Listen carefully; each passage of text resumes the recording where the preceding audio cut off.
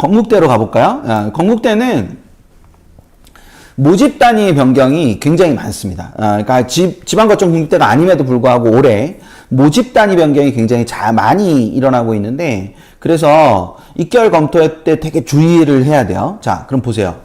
이게 이제 리허설에 제가 써놓은 건데, 그래서 이거를 그리기가 되게 힘들어가지고 리허설 캡처를 했습니다. 자, 리허설에 캡처를 했는데, 미래에너지공학과가 화공학부로 바뀌었고, 화학공학부가 재료공학과로 바뀌었어요. 이걸 모르면 화공학부로 오래 쓰고 싶은데 작년 결과를 알고 싶은데 작년 결과가 없네. 작년 결과가 그럼 화공학과 신설인가 보다. 이러고 써버린단 말이에요. 되셨죠? 이러고 그냥 이러고 써버리는데, 그게 아니라 화공학부는 전년도에 미래에너지공학과로 했다라는 거. 이제 그걸 생각을 해주시면 됩니다. 그래서 그 부분을 하나 잘 염두에도 생각을 하시면 돼요. 그래서 예를 들면 제가 건대에서 굉장히 이제 좋아한다기보다는 그냥 이렇게 처음에 저한테 좀 문화적 충격을 줬던 학과 중에 하나인데, 화장품공학과라는 학과가 있어요. 여기 빨간 포인트 있는 부분에 화장품공학과 보셨어요? 네, 화장품공학과. 화장품공학과를 오늘 처음 들으시는 분, 오랜만에 우리 한번 해볼까요? 네, 오늘 화장품공학과라는 말 처음 들어본다. 나는 화장품공학과 1 한번 해봐주세요. 화장품공학과. 그쵸? 예, 네, 화장품공학과. 예. 화장품공학과, 그쵸? 예. 화장품공학과 가려면 화학을 잘해야 됩니다.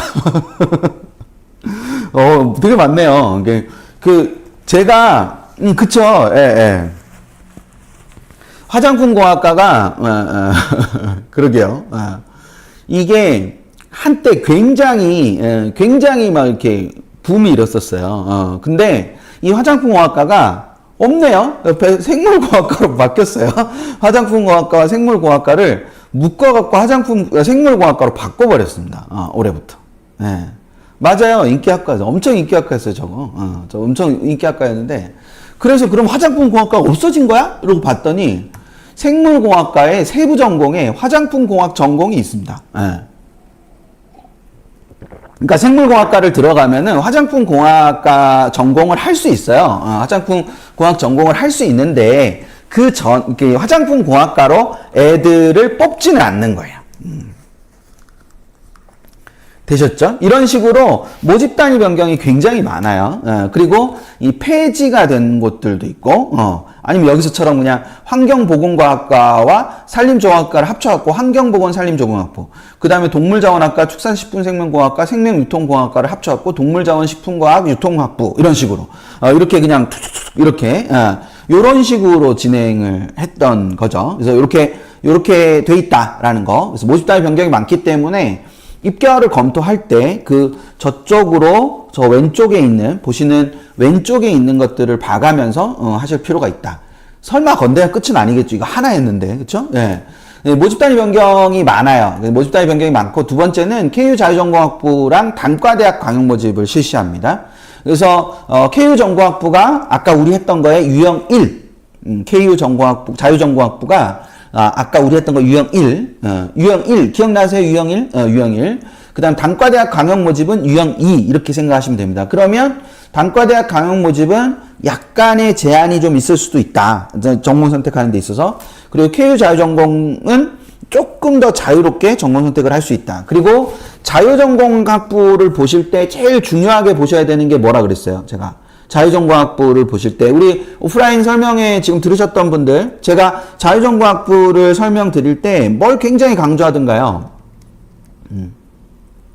있으시잖아. 우리 아까 김 작가님도 광주에서 같이 보셨다 그랬고, 그 다음에 카페인 중독님이 대전에 오셨었다 그랬나? 잘 모르겠네. 그쵸?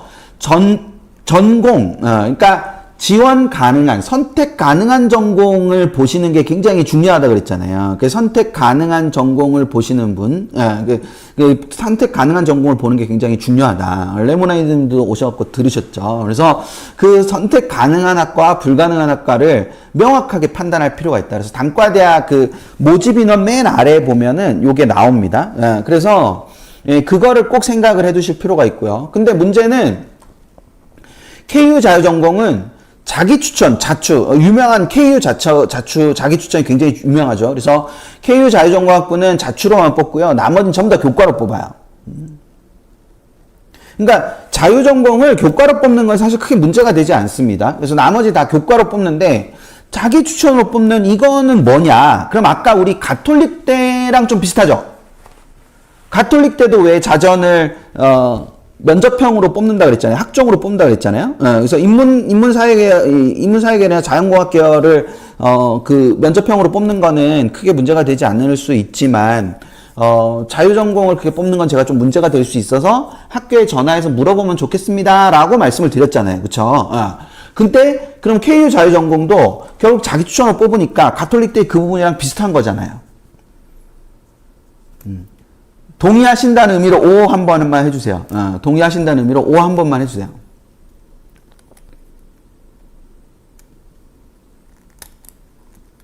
어때요?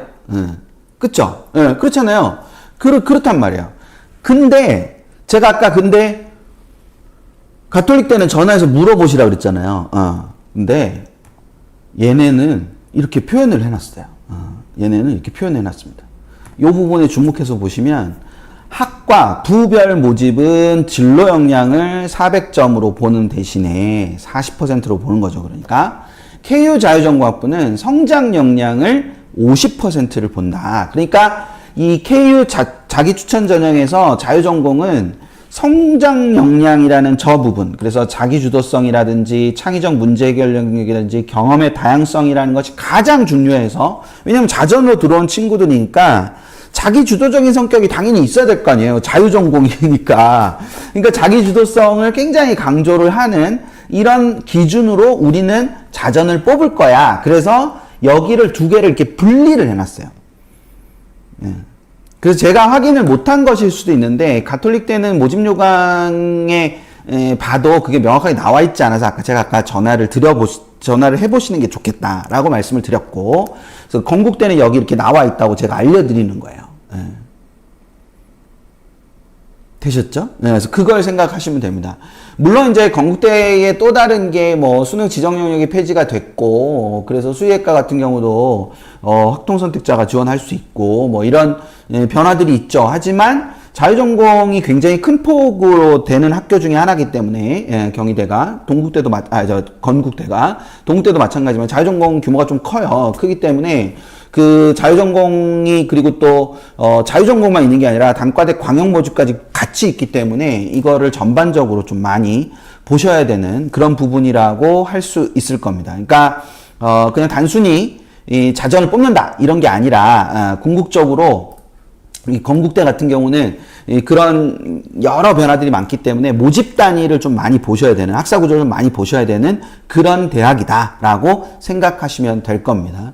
아까 건국대 자전이 궁금하시다고 했는데 이렇게 일정 부분은 해소가 되실 거예요. 이 부분에서 조금 더 따져보시는 게 필요할 것 같습니다. 되셨죠? 자, 건국대까지 끝났습니다. 몇 개 했나요?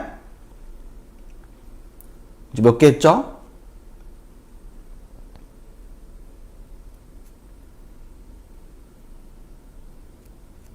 네, 4개 했네요. 4개.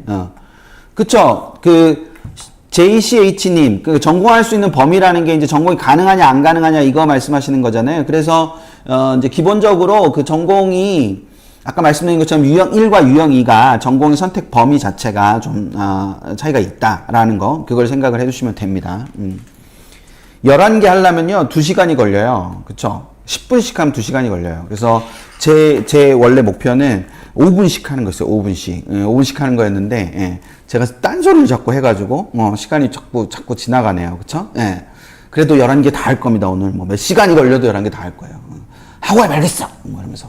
자, 그 다음, 경기대로 넘어가겠습니다. 자, 경기대로 넘어가면, 경기대는 논술 수자 전형으로 자유전공학부를 모집합니다. 그러니까, 논술 수자 전형에 학과, 전공 모집은 하나도 없고요. 전공 모집은 하나도 없고 전부 다 자유전공학부만 있어요.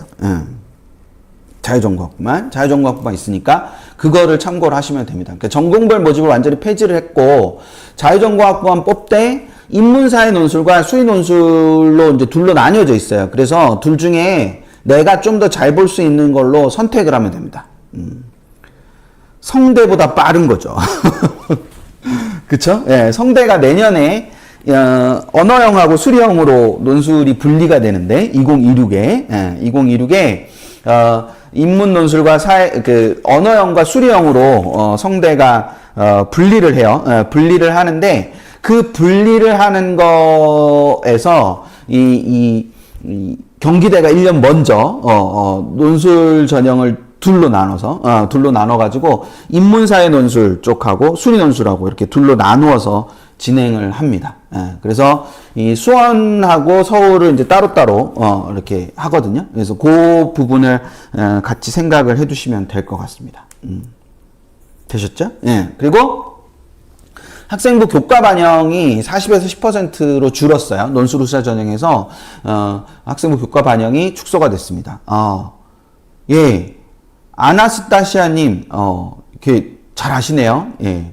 인문사회 논술이 95명이고, 수리 논술이 90명인데, 이제 그게 수원, 자유전공학부 수원이 그렇고요. 예. 서울은 이제 조금 더 적죠. 30몇 명, 15명, 이럴 텐데, 예, 그렇게 조금 차이가 나죠. 예, 그래서 그렇게 해서, 진행을 하는 거고요. 그 다음에 단과대학 광역 모집, 단과대학 광역 모집은, 그러니까 자전 말고 단과대학 광역 모집 아까 유형 2 있었죠. 그거는 교과 성적 우수자로만 모집을 합니다. 그러니까 이 경기대는 자전은 논술 우수자 전형으로만 하고 단과대학 광역 모집은 교과 성적 우수자로만 하는 거예요. 그렇게 차이가 있는 겁니다. 그렇죠. 유형 2죠. 유형입니다. 그래서 학추가 있고 교과 성적 우수자가 있는데 두 가지가 있어요. 경기대도 교과 전형이 두 개가 있습니다. 학교장 추천 전형이 있고 교과 성적 우수자 전형 이렇게 두 가지가 있는데 학추는 전 교과를 보고요. 교과 성적 우수자는 이제 모집 단위별로 반영 교과가 나뉘어져 있어요. 그래서 어떤 모집 단위는 사, 어떤 모집 단위는 과 이렇게. 그래서 사와 과로 이렇게 나뉘어서 보는 거다라고 생각하시면 됩니다. 그러니까 학추는 전교과가 우수한 친구들, 그 다음에 교과 성적 우수자는 특정 교과, 그러니까 계열별로 특정한 교과에 우수한 친구들로 나뉜다. 그래서 왜 저 대학은 교과 전형이 두 개냐? 두 개가 뽑는 방식이 다르니까, 물론 단순히 그냥 학교장 추천을 받냐, 못 받냐를 떠나서 저 두 개가 반영하는 교과 자체가 다른 거예요. 그러면 어떤 것이 더 유리하냐를 생각해 보면서 가는 겁니다. 근데 경기대의 또 하나 중요한 특징 중에 하나는 보통 우리가 국수형 사라고 하거나 국수형 과라고 하거든요. 근데 경기대는 그게 아니라 교과 성적 우수자에 통합사회랑 통합과학을 모두 반영을 해요.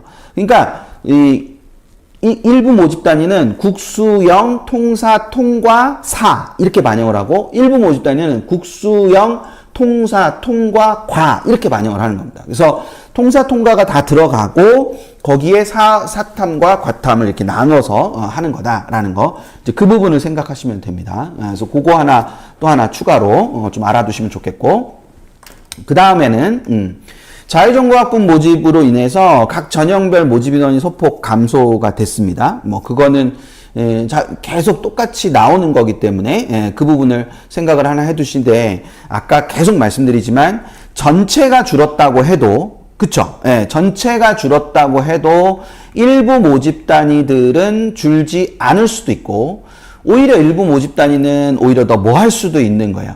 늘 수도 있는 겁니다. 그런 다양한 변화들이 존재하기 때문에 그걸 생각을 하시고 전체적인 틀에서 좀 보시면 되지 않을까 싶습니다. 되셨죠? 됐습니다. 이런 거 알아가는 거 재밌잖아요. 이런 거 알아가는 거. 야, 진짜 대학이 다양하고 다 다르구나. 막 이런 거 알아가는 것도 되게 재밌는 일 아닙니까? 제가 이렇게 딴소리 하고 있다는 건 또 하나 끝났다는 거죠. 그렇죠. 항사 들어가요. 항사 들어갑니다. 항사 들어가는데 통사 통과가 들어가는 것이 굉장히 특징적인 부분이어서 그거를 생각을 해 두시면 됩니다. 되셨죠? 자, 그 다음 대학으로 넘어갈 거예요. 자, 그 다음 대학 지치지 마세요. 조금만 더 하면 됩니다. 조금만 더 하면 됩니다. 벌써 이제 몇 개 한 거예요? 5개 했어요. 절반에 가깝게 가고 있어요. 자, 그 다음 경북대로 가겠습니다. 경북대는 단과대학 자율학부와 자유전공학부 그리고 자율미래인지학부 경북대가 제일 심한 것 같아요. 제 생각에는. 경북대가 이 모든 것들에, 그러니까 이 자유전공과 광역모집, 그러니까 이 무전공의 모든 걸 경북대가 다 보여주는 것 같아요.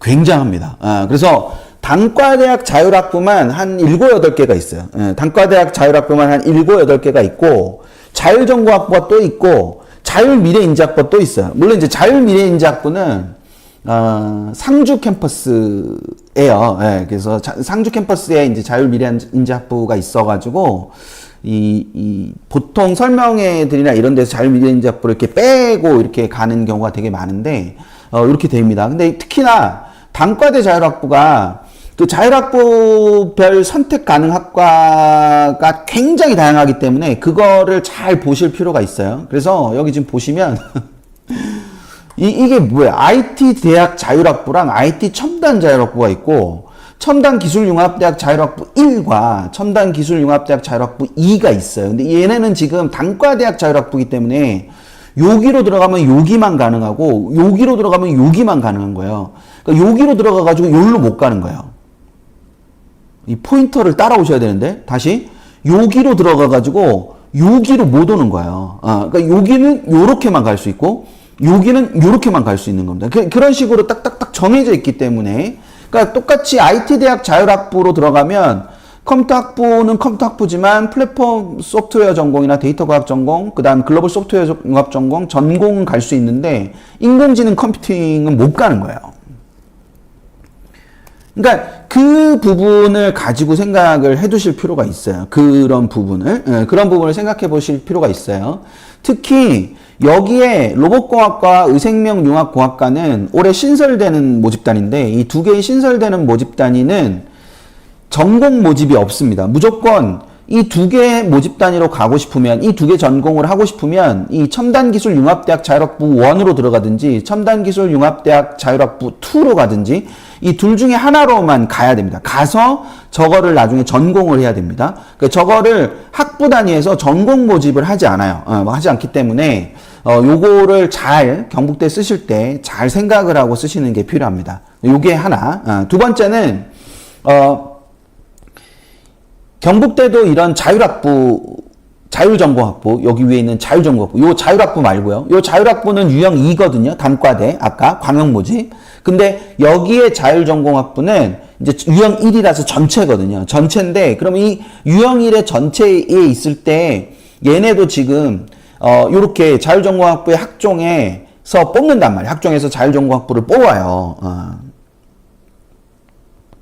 되셨죠? 예, 그 자율전공학부를 이 학종으로 뽑아요. 근데 여기가 학종이 학업 역량이 45%고 진로 역량이 35%고 공동체 역량이 20%라고 이렇게 나와 있거든요. 근데 문제는 이 진로 역량 안에, 그러니까 전공 계열 관련 교과 이수 정도나 성취도를 모두 삭제했어요. 자율전공 뽑을 때만. 예. 그러니까 이게 이 진로 역량은 있는데 진로 역량 안에 있는 전공 계열 관련 교과 이수 정도나 성취도는 이제 학업 역량에 있거든요. 그러니까 학업 역량에 있던 성취도도 빼고 진로 역량에 있던 교과 이수 정도도 뺀 거예요. 그걸 빼버리고 그냥 뭐만 있냐면 진로 탐색 노력만 있는 겁니다. 그러니까 얘가 어느 전공을 어느 계열로 오는 거는 별로 중요하지 않은데 그래도 혼자 스스로 뭔가를 알아보려고 노력은 했는가라는 걸 보겠다. 자전은 그런 개념을 갖고 있다고 보시면 됩니다. 그래서 뭐랑 같은 비슷한 거냐면 아까 그 건국대의 KU 자유전공하고 좀 비슷한 부분이죠. 예, 그 부분 때문에 그 부분하고 좀 비슷하게. 그러니까 저게 진로 역량이 35%가 있다고 해서 끝나는 게 아니라 그 안에 세부 항목이 어떻게 나타나 있는지를 보는 것이 굉장히 중요하다. 그래서 그 부분을 좀 생각을 해 두시는 것이 필요할 거다라는 거. 그걸 하나 염두에 두시면 될 것 같고. 그래서 아까 말씀드렸던 것처럼 전공별 그리고 그러니까 전공 모집 단위별 아니면 또 그 부분 아까 말씀드렸던 그 전형별로 수능 최저학력 기준이 굉장히 다양하다 그랬잖아요. 그래서 그 부분들을 가지고 생각을 하시면 역시 최저를 잘 맞추시는 게 필요하고, 또 하나 재밌는 게 경북대는 요런 게 있어요. 교과 전형에서 교과 이수 충실도 서류평가가 있습니다. 자, 교과 이수 충실도 서류평가인데 저 이름은 교과이수 충실도라는 저 이름은 경북대가 쓰는 거지만 교과 전형에서 서류 평가를 하는 경우가 많이 있잖아요. 그쵸? 예, 앞에 지나갔던 건국대도 서류 평가를 하고 뒤에 나올 경희대도 서류 평가를 하고 다음 주에 할 동국대도 서류 평가를 하지 않습니까? 그래서 그런 교과 전형의 서류 평가를 하는 경우에 어떤 것들을 찾아봐야 될 거냐라는 거를 다른 그 대학을 쓰시는 분들도 같이 한번 살펴보실 필요가 있는데, 그래서 이 모집 요강에 보면은 이렇게 교과 학습 발달 자료 중에서 교과 세부 능력 및 특기 사항은 반영하지 않는다. 경북대는. 그러니까 경북대는 교과 전형의 교과 이수 충실도에서 세특을 반영하지 않는다라고 하는 거예요. 그리고 더 나아가서 얘네도 반영하지 않고 원점수, 평균, 성취도, 석차 등급 이런 거 다 반영 안 한다는 거야. 다 반영하지 않고 단 진로 선택 과목의 성취도는 반영하지만 나머지 일반 선택 과목이나 공통 과목에서의 성취도는 하나도 반영하지 않고 이런 것도 다 반영하지 않는다는 겁니다. 그래서 그냥 몇 단위 정도를 들었나, 진로 선택 과목과 이수 성취도가 지원 모집 단위에 어느 정도가 되는가, 적절한가, 그리고 일반 선택 진로 과목의 이수 정도. 그러니까 이수 정도니까 단위수랑 그 과목을 했냐 안 했냐. 이게 굉장히 특이하죠. 그러니까 이게 굉장히 서류 평가를 하니까 우리가 생각할 때는 굉장히 세특을 보고 세특에서 어떤 서술을 보고 막 이렇게 해갖고 뽑는 것 같지만 그게 아니라 그냥 이 단위수를 보면서 A 두 명의 입학사정관이 A 풀 A B 이런 식으로 주는 거예요. 그러면 점수가 이렇게 나오는 거거든요. 그러니까 그런 형태가 있다라는 거. 근데 그런 부분을 보는 겁니다. 그래서 이런 형태로 본다라는 거, 이제 그걸 생각을 해주시면 될 겁니다.